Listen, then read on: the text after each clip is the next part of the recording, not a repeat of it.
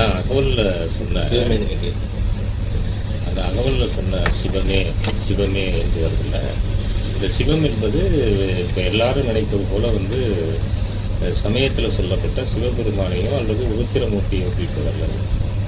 சமயத்துக்கு அப்பாற்பட்ட சிவத்தை குறிக்கும். சிவம் என்ற சொல்லுக்கு தமிழ்ல மங்களம் நிறைய, அதுக்கு பல பொருள் இருக்கு.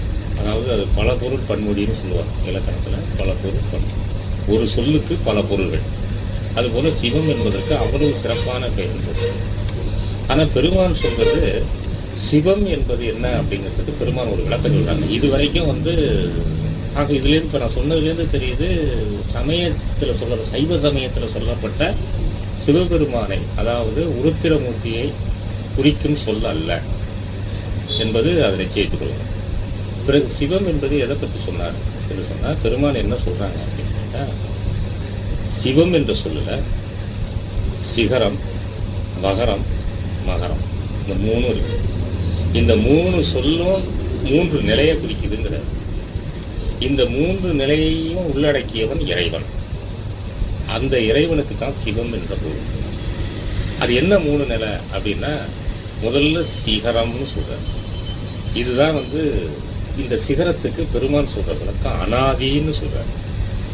அனாதி. இப்ப அனாதின்னு சொன்னா என்ன அர்த்தம் அப்படின்னா, ஆதியும் அந்தமும் கடந்தது அனாதி. ஆதியும் அந்தமும் கடந்தது அனாதி. ஆதிங்கிறது தொடக்கம், அந்தம் என்பது முடிவு. அப்ப தொடக்கமும் முடிவும் கடந்தது அனாதி. ஆதி அந்தம் கடந்தது அனாதி. அதுதான் சிவனம். அடுத்தது வகரம்னு சொல்றாங்க. ஆதி அந்தம் கடந்த அனாதியை அடுத்தது எது அப்படின்னு கேட்டீங்கன்னா இந்த வகரம். சொல்ற கொஞ்சம் இதா இருக்கு. ஆதியும் அந்தமும் கடந்தது அனாதி, அந்த அனாதியை சிகார ரூபமாய் விளங்கிற்று. வகரம் என்பது அனாதிக்கு அடுத்தது. அப்ப அனாதிக்கு அடுத்தது எது அப்படின்னு கேட்டா அந்தம். முடிவா இருக்கிறது எதுவோ அது வகரம்.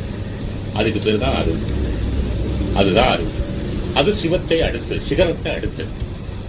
ஒன்றவன் தானே நின்றன இரண்டவன், ஒன்றவன் தானே இரண்டவன் நின் அருள்னு சொல்லுவார்.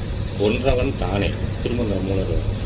ஒன்றவன் தானே இரண்டவன் நின் அருள்.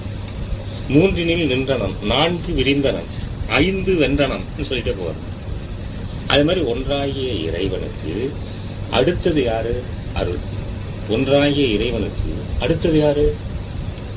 அருள். இப்ப இருக்கிறது யாரு? சிவமும் அருளும் தான். எங்கும் அதுதான்.